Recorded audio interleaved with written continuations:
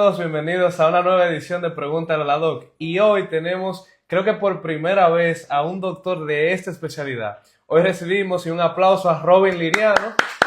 Muchas Doctor, gracias. muchísimas gracias por aceptar esta invitación y por estar aquí hoy. ¿Y quién mejor que usted para decirnos quién usted es, cuál es su especialidad, dónde se formó y dónde podemos encontrarlo? Perfecto. Bueno, antes que nada, darle las gracias por la invitación, más que agradecido por este privilegio de compartir en su espacio. Y bien, bueno, mi formación como médico, bueno, antes que nada, soy de un campo de aquí de La Vega, se llama La Penda, La Torre. Mi formación como médico general fue en la Pontificia Universidad Católica Madre y Maestra, en la ciudad de Santiago. Luego cursamos la especialidad de ortopedia y traumatología en el Hospital Regional Traumatológico y Quirúrgico Profesor Juan Bosch, en donde nos formamos como ortopeda general. Ya luego de ahí parto hacia la ciudad de Buenos Aires, en Argentina, en donde me formo con una subespecialidad en cirugía de columna, tanto de adultos como de niños, y estamos ejerciendo de manera profesional en la Clínica La Concepción, mientras tanto en el consultorio 202, y ya luego pasaremos a la nueva torre profesional, Dios mediante. Ah, Estamos a bueno, qué la orden. bien. Y doctor, generalmente cuando nosotros vemos ortopeda, un traumatólogo, la mente de una vez se nos va a las personas mayores, pero ¿es cierto que esos problemas son exclusivamente de ellos o también los jóvenes pueden llegar a tener problemas? Claro, de hecho hay una tasa de mayor incidencia en jóvenes, porque en realidad nosotros como jóvenes nos gusta inventar mucho. Entonces muchas veces los deportes extremos nos hacen producir ciertas fracturas. Entonces ahí entra lo que es la parte traumatológica de lo que es la especialidad. Pero sí también destacar que hay un proceso degenerativo, que hay ciertas patologías que se ven más en personas de edad avanzada que en pacientes jóvenes. Pero a nivel de traumatología, lo que son ya la parte de fracturas, parte traumatológica la vemos más, hay una mayor incidencia en personas jóvenes. Ok, ¿y cuáles serían como esas lesiones musculoesqueléticas más comunes que usted atiende en su práctica diaria?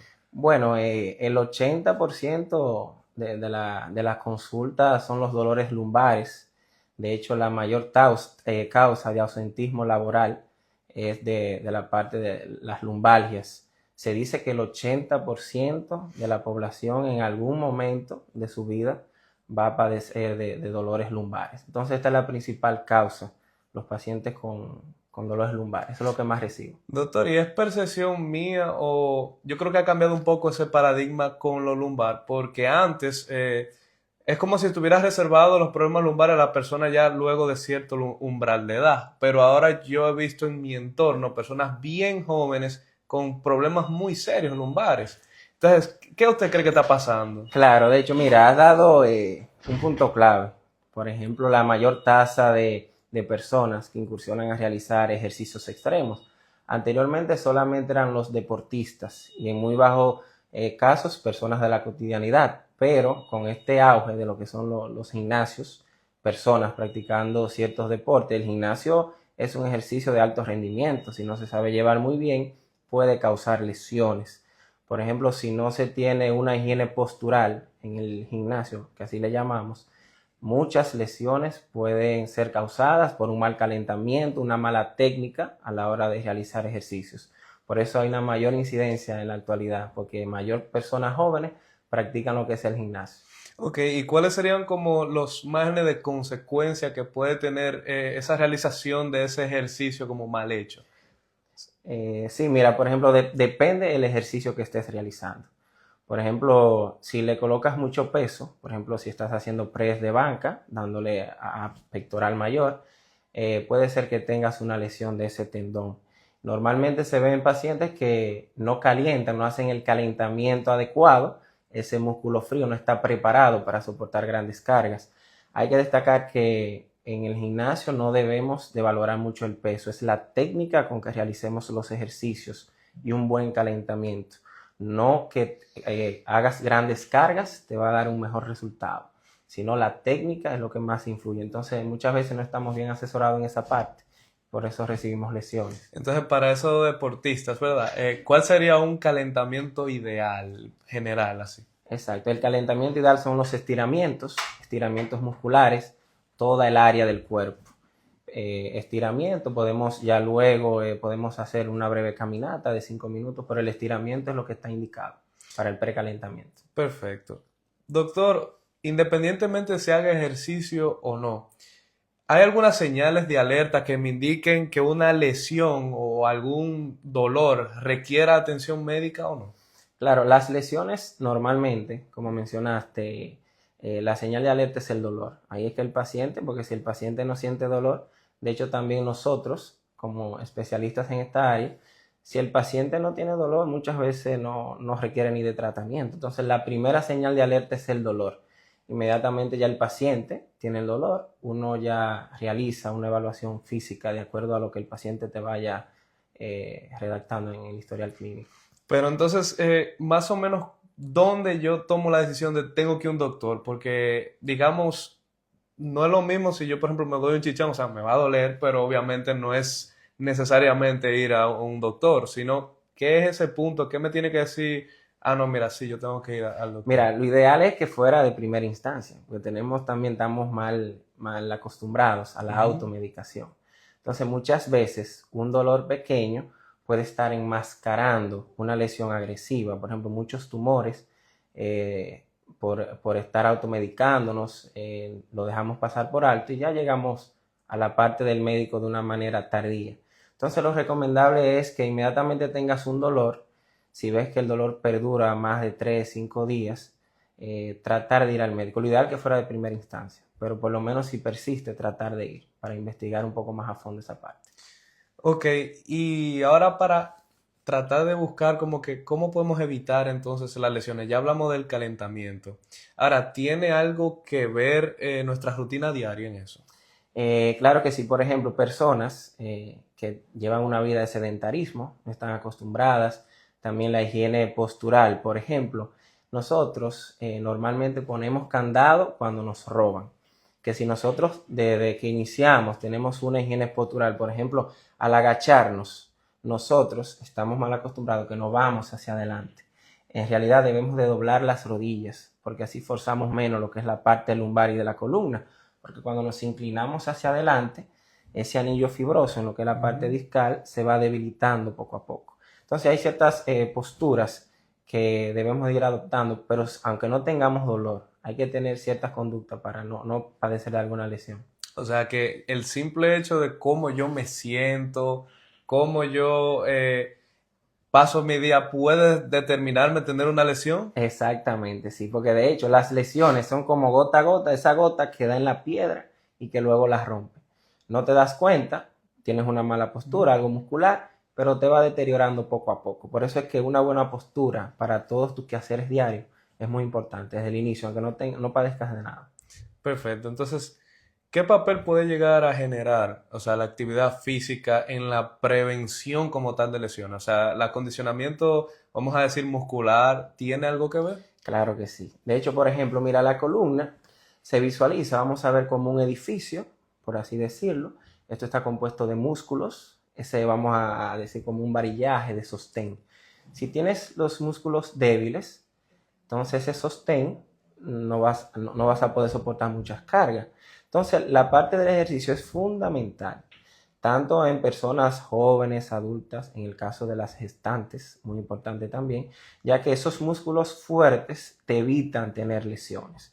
Cuando tienes una musculatura débil, entonces los discos, el anillo fibroso que cubre ese núcleo pulposo, entonces se ve muy cargado, no tiene ayuda, tiene músculos débiles. Ahora, a la hora que ya lo fortaleces, esos músculos toman acción y evitan esa carga axial que desencadena lo que son las patologías lumbares. Usted que mencionaba a las personas, bueno, a las mujeres gestantes, ¿es que tienen más incidencias ellas de lesiones lumbares? Lo que pasa es que hay unos cambios, ¿verdad? En la parte de las gestantes, tantos cambios hormonales, cambios de peso, cambios psicológicos. De hecho, también se ha visto que debido a esa diástasis de los rectos abdominales, crea una debilidad forzando lo que es la parte de la columna. Entonces, una paciente no gestante, normalmente un 6%, verás que se va a quejar de mucho dolor a nivel lumbar, pero ahora cuando pasa ya la parte gestante, un 50% de las mujeres van a padecer de dolor lumbar debido a los cambios que se presentan. Y es bueno que aclaren porque generalmente lo asocian a la anestesia. Ah, sí, sí, muchas veces lo asocian a la anestesia y de ahí vienen los problemas, no sabiendo que en realidad es una parte de lo que es la parte de la gestabilidad de la paciente. Doctor, hay muchas veces, o podría llegar a pasar, donde un individuo X, bueno, haciendo algún tipo de deporte, pues sufre alguna caída, sufre algo, ¿verdad? Algún tipo de lesión. Llega a un hospital y básicamente se presentan dos posibles opciones. Hacer un tratamiento como de rehabilitación o que se puede solucionar más rápido con una cirugía. ¿Qué usted recomienda? O sea, ¿cuándo yo tengo que tomar la decisión de tratar de hacer mi rehabilitación o cuándo ya debo de someterme a cirugía? Sí, mira, nosotros tenemos lo que llamamos el escalón terapéutico. Hay casos, sí, que está indicado lo que es de manera absoluta un procedimiento quirúrgico, pero normalmente siempre agotamos el escalón terapéutico. ¿A qué llamamos escalón terapéutico? Nos llega un paciente de primera instancia a consulta, lo primero va a dar la evaluación, si no es una emergencia que amerite un procedimiento quirúrgico, normalmente con terapias físicas, analgésicos orales, analgésicos intramusculares, endovenosos, y vamos de manera escalonada. Ahora, cuando ya hemos agotado todo ese escalón, incluyendo, por ejemplo, bloqueos facetarios, bloqueos radiculares, previa evaluación, entonces ya amerita lo que es un procedimiento quirúrgico, pero siempre agotando el escalón terapéutico. Hago la salvedad al menos que sea ya una indicación absoluta en procedimiento quirúrgico. Perfecto. ¿Y qué, o sea, cuál es su punto de vista de ciertas personas que básicamente piden, por ejemplo, me duele mucho, yo sé que tengo una lesión, tengo que someterme a cirugía y aún así piden como el bloqueo y yo sigo adelante mientras tanto? ¿Qué consejo, qué usted les recomienda realmente hacer? No, por ejemplo, el paciente es el primero, porque como te mencionaba al inicio, el dolor es lo que va a determinar. Muchos pacientes llegan, doctor, opéreme, yo no puedo más, opéreme. Aunque no se haya agotado el escalón terapéutico, ellos te van a pedir que lo operen y ya uno valoraría riesgo-beneficio. Hay pacientes que le va muy bien con los bloqueos. Ahora, hay indicaciones para bloqueos. Hay bloqueos que tienden a ser fallidos porque no se hace un buen diagnóstico, porque hay que también correlacionar la parte clínica de la evaluación con la parte de imagen. El 80% de tu diagnóstico lo da la parte clínica, pero hay que también asesorarse bien de la parte de imágenes. Entonces, muchas veces los bloqueos son fallidos porque no se toma el paciente adecuado, pero muchos andan bien con los bloqueos. ¿Y cuáles son los riesgos de tener un mal bloqueo, por así decirlo? Por ejemplo, un mal diagnóstico, un paciente que, por ejemplo, tenga un dolor radicular en L3, L4 y de acuerdo a la evaluación clínica tú determines que está en L4, L5, elegiste un mal nivel. Si tienes una protrusión, una hernia discal extruida, que a pesar de que le realices el bloqueo, el daño es tan latente y ya de largo tiempo que no va a tener resultado. Y esas son indicaciones absolutas de un procedimiento quirúrgico. Ok, pero, o sea, para el paciente, ¿qué riesgo tiene el paciente de que se le realice un bloqueo mal? No, prácticamente el paciente anda bien los primeros días, no hay ningún riesgo de nada. Lo que pasa es que normalmente los bloqueos están hechos para que duren de 3, 6 meses, pero entonces muchas veces a la semana. Esos son los Ok, riesgos de que ya. vuelva el dolor en el paciente, pero no es que tiene ningún riesgo, una técnica hecha correctamente. ¿Qué avances, o sea, dentro de la ortopedia, usted considera que han mejorado el tratamiento de las lesiones? Bueno, depende el ámbito a que te refieras, pero por ejemplo, tratando el caso lumbar, actualmente, por ejemplo, en mi práctica realizo lo que son las cirugías endoscópicas de columna. Anteriormente estaba la parte artroscópica, que era para la rodilla, el hombro, artroscópico porque invade la articulación. Entonces, en este caso, lo que es la parte de la columna lumbar y demás parte de toda la columna, está la parte de la cirugía endoscópica. ¿Qué beneficios tiene? Tiene sus indicaciones, claro está, depende de la patología, pero es una incisión mínima, menos de 1 centímetro. ¿Y qué te aporta esto? Hay menos daño muscular, la recuperación es más rápida, el paciente tiene menos riesgos de tener infecciones, ya que es una incisión mínima, y esa es la parte actualmente que está en boga, lo que es la parte de la cirugía endoscópica, que a través de un tubo podemos sacar las protrusiones discales y liberar lo que son las raíces y esa parte tecal de la médula. Ok, ¿cómo influye básicamente? Ya hablamos de que nuestra postura afecta directamente, hablamos también de básicamente nuestras rutinas, pero la alimentación también tiene que ver. Porque Sí. de chiquito nos decían, que si tú no comes calcio, que si yo qué, tu músculo, tu hueso no se van a formar bien. ¿Eso es verdad? Sí, claro. De hecho, tenemos que tener una alimentación balanceada, lo que es la ingesta de proteínas, calcio, vitamina D, un sinnúmero de cosas. Y actualmente tenemos una mala alimentación con la parte de lo que es la comida chatarra y demás. Pero la alimentación y el ejercicio son fundamentales. No solo podemos ver el ejercicio como la parte sistémica, que con el corazón, que la diabetes, claro está, pero en la parte osteomuscular es muy importante para evitar lo que son las lesiones, acompañado de una buena alimentación. Doctor, entonces, hay personas que lo más seguro ahora mismo están como un poquito en contradicción, porque por un lado decimos, es importante hacer ejercicio para cuidarse, ¿verdad? Sus articulaciones y músculos. Sin embargo, por otro lado, piensan, pero dicen que hacer ejercicio desgasta a nivel muscular. Entonces, desgasta Sí, realmente. no, lo que pasa es, por ejemplo, si vives una vida normal, recuerda, como te planteaba al inicio, los gimnasios y el ejercicio son un ejercicio de alto rendimiento, tiene que acompañarlo de suplementación. Recuerda que ya estás sometiendo tu organismo a cargas que no son la propia de tu peso. Entonces hay que tener por eso una buena suplementación y sobre todo una buena técnica. Porque si no tienes una buena técnica y no tienes una buena suplementación, te vas a desgastar porque es un ejercicio de alto rendimiento. Entonces lo ideal es que tengas buena alimentación, buena técnica a la hora de practicar los ejercicios y ahí vas a tener una vida saludable osteomuscularmente. ¿Qué pasa entonces con personas que han tenido lesiones en su infancia y eso parece como cargarlo por toda su vida? ¿Realmente esto sucede y hay alguna forma de luchar contra eso? Sí, lo que pasa, por ejemplo, un paciente diagnosticado, vamos a ponerte este ejemplo de Ujú. a los 20 años diagnosticado con una hernia discal. Este es un paciente que ya tiene una condición. No puede realizar los mismos ejercicios de una persona que no padezca esta condición. Entonces, esa persona se le establece lo que sí puede realizar. Hay cosas que no la va a poder realizar. Por ejemplo, ejercicios que te causen impacto axial, es decir, correr o Ujú. trotar. Son ejercicios que él no lo puede hacer. Y él tiene que estar consciente de que tiene esa limitante. Te pongo este ejemplo, pero depende de la patología que tenga. Hay limitantes que son absolutas. Solamente no la hagas. Hay otras vías de fortalecer dichas regiones, no necesariamente lo de una persona sana. Pero ya tienes una condición que tienes que cuidar.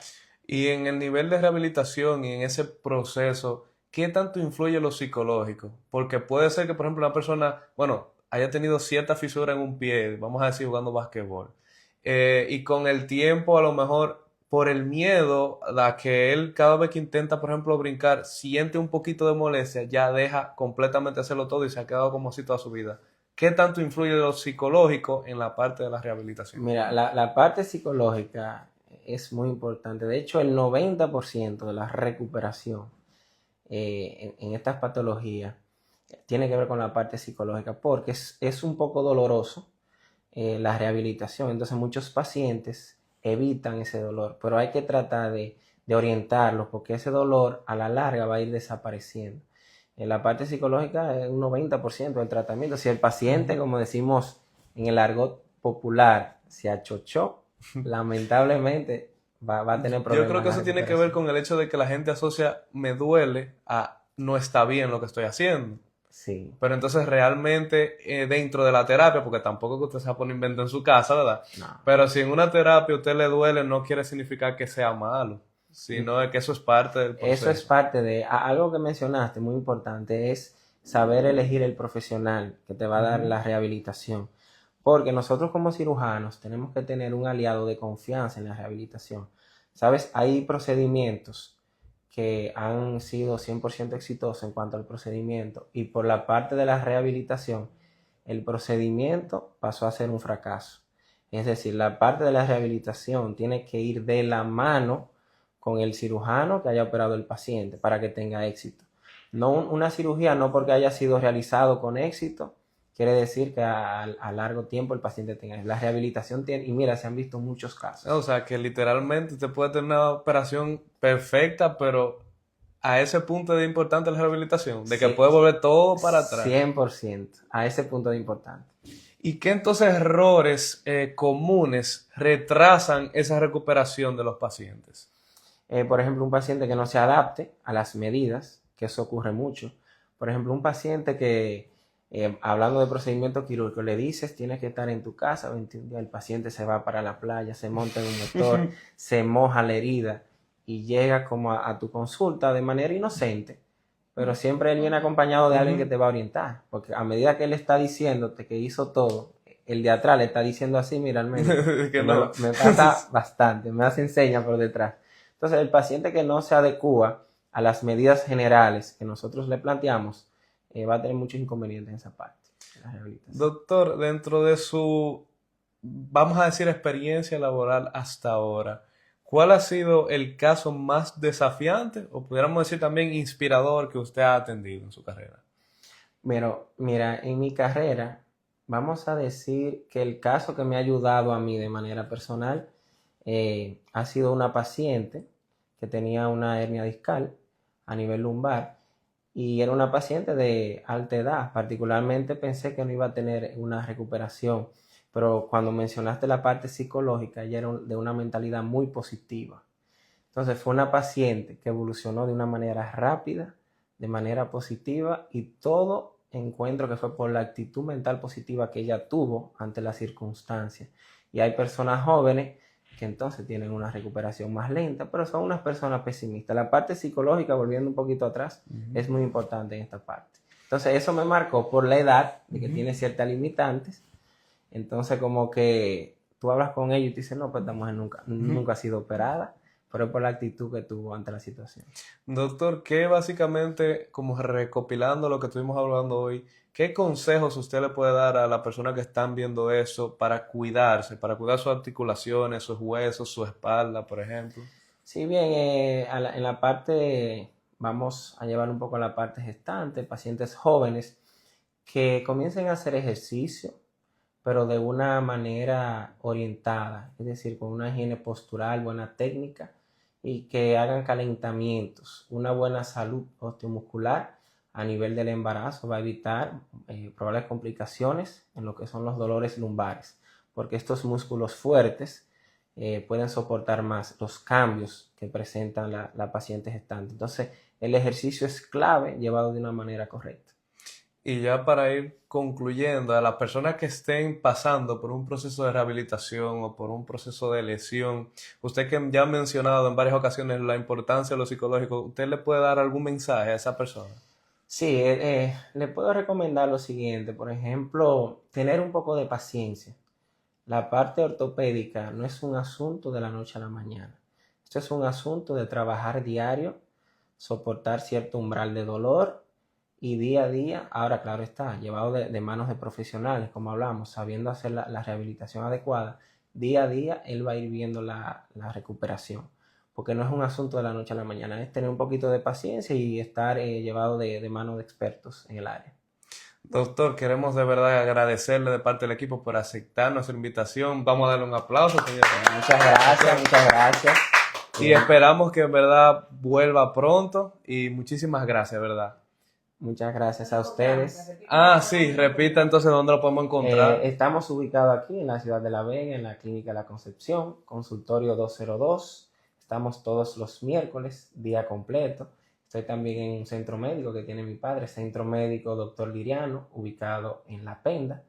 Y nuestras redes sociales, dr.liriano/columna. También por esa vía me pueden contactar, estamos a la hora. Doctor, muchísimas gracias, ¿verdad? Y gracias a todos los Un que placer. están aquí por estar el día de hoy en el live. Seguimos viendo. Bye bye.